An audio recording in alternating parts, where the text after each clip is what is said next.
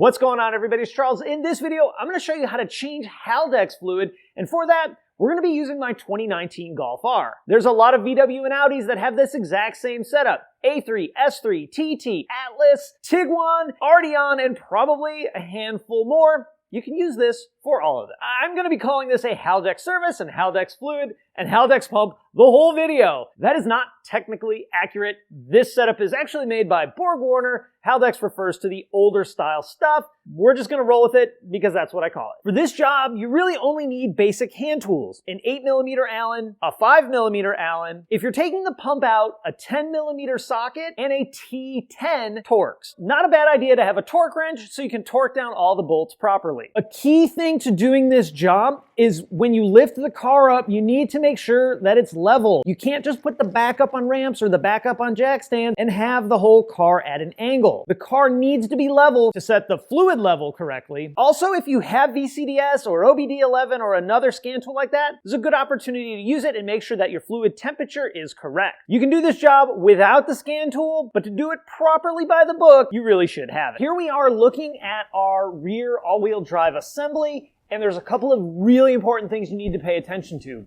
The drain plug is right here. It kind of just looks like a bolt that's going to hold the assembly together, but it's a number 8 Allen where the rest of them are like 16mm regular bolt. So here is our drain plug. Over here near the subframe and the driver's side axle is our fill plug. As always in DIY world, let's crack the fill plug loose first. That way if you can't get it out, you're not stuck with all the fluid drained out. So we'll loosen that. In fact, we can probably just go ahead and take it out. We shouldn't really lose any fluid or much of any fluid here. Not a drop. Dry as a bone. With our fill plug out, now we can go ahead and drain from our drain plug right here. You definitely want to make sure you have something underneath to catch the fluid that's going to drain out. This system only holds like 0.75 liters, so it's not really all that much fluid.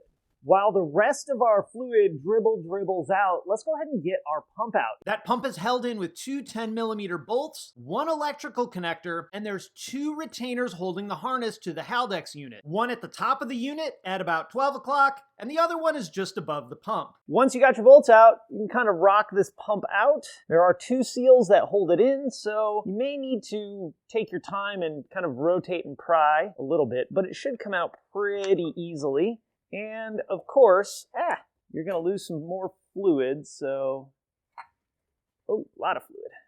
Okay, here is our little pumpulator. Let's bring it to the bench and take a look, see what we got. Okay, here is our pump out of our unit. Typically what happens as these have problems is this screen gets all full of metal. Ours doesn't look like it has really any in it. But what I want to do is I want to show you how to take this off anyway, so that if you do have a bit of metal, you can take it out and clean it. We'll just go ahead and wipe this down. Of course, we want to get it as clean as we possibly can before going back together with it. I'm still going to go ahead and take off the screen anyway, so if you do need to clean yours, you can see how to do it. You're going to need a T10 Torx, and we'll just take these screws out. They're not very tight, but they're probably 50 feet long. All right, there's our screws out. They're the same length, so you don't need to worry about them going back together. And then just walk this little filter unit out and take a good look at it. Make sure you don't have any metal on it at all. Ours looks pretty good.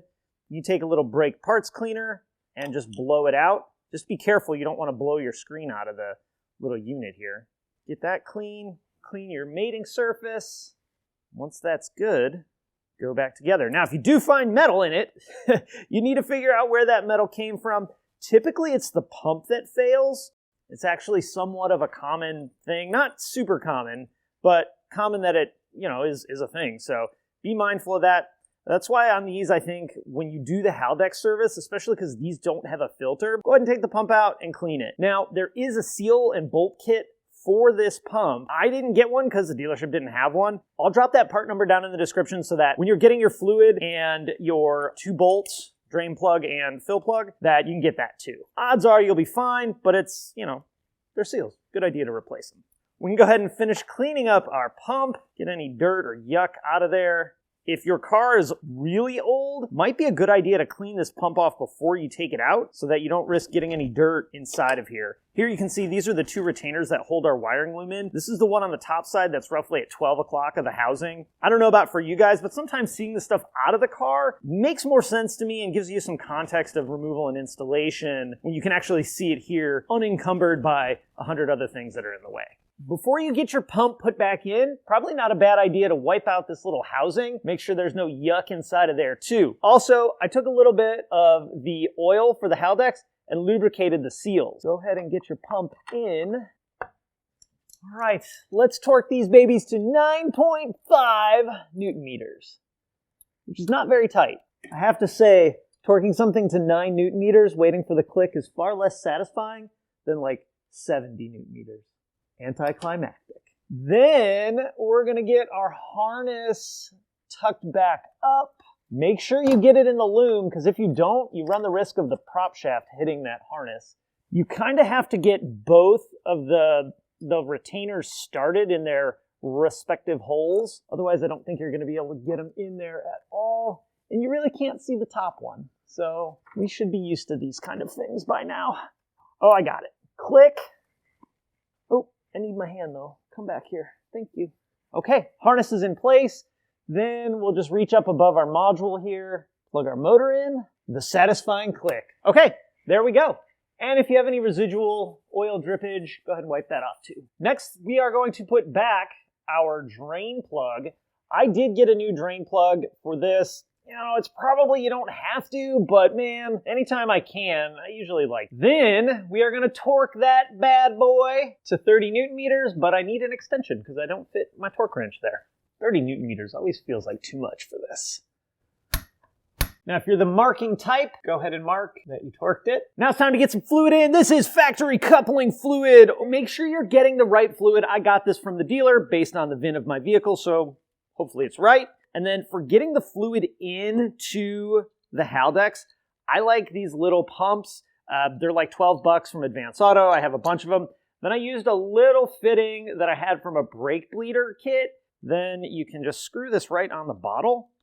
And for things that's like 1 liter, this is my favorite way to do it. If it's more than that, we break out the big boy. So get your fluid, come on down to your Haldex, go into the fill hole. And I usually tuck it kind of up and above so it stays in. Then we pump that fluid in. You're going to put fluid in it till it starts to drip out. Once it starts to drip out a little bit, go ahead and take your thing out.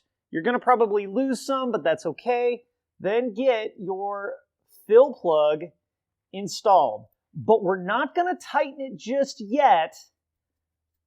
We still need to make sure we set our fluid level right. Now that we have what's probably pretty close to the right fluid level, we need to set the fluid level properly. Now you don't actually have to have VCDS in order to do that because the proper temperature range is actually pretty broad. 20 degrees to 40 degrees Celsius or 68 to 104 degrees Fahrenheit. We're going to jump into VCDS though, and we're going to check the temperature to make sure that we get it right. Also, you measure this by fluid dribbling out. It's not exact science. So we'll go into address word 22, which is our all-wheel drive electronics. We will go into advanced measured values, and we are looking for temperature, temp.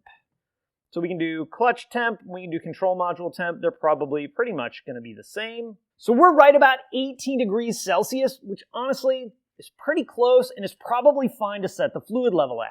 I think our next best step is to open the shop door and get the car running. And we're going to let the temperature of the diff come up just a little bit. And since we have all 4 wheels off the ground, this should allow fluid to circulate throughout. Make sure that we don't have like an air pocket since we took the pump out. Also, because we removed that pump, I want to activate it to be sure we get full fluid circulation through our whole unit. We're going to go back into our all-wheel drive electronics, address word 22, basic settings. In basic settings, there's a drop-down menu. Click that drop-down menu, and at the very bottom, you will see a pump motor basic setting. Go ahead and run that, and be sure your car is running, or that pump won't activate. Okay, once you hit that temperature of 20 to 40 degrees Celsius, go ahead and get that car level if it's not already. Take your fill plug out, and see what happens. You might lose some fluid. You might need to add a little fluid. Looks like we probably need to add a little bit of fluid. So we'll do just like we did before. Get our little nozzleator in there. All right, take that out. Ooh, we lost a lot. It's okay to let that drip out. You see it's a pretty big stream. You want just like a small steady stream coming out, probably about like that. Put in your new fill plug, and we're going to torque that one to 15 Newton meters. Wipe off our drippage here, and if you're a marker, go ahead and mark it. So a Haldex or all-wheel drive electronics fluid is really that easy to change. Of course, make sure your car is level, check it at the proper temperature, and be sure to use the right fluid. That I have had bite me in the butt before. Now this service isn't technically due till the car is 3 years old. However, because this one is modified and we've done some pretty high performance driving, I wanted to decrease the maintenance intervals on basically everything. In fact, we'll be doing a DSG service pretty darn soon as well. Links to everything you need are down in the description. With that, I'm out. Have an awesome day, and I'll talk to you again next time. Bye.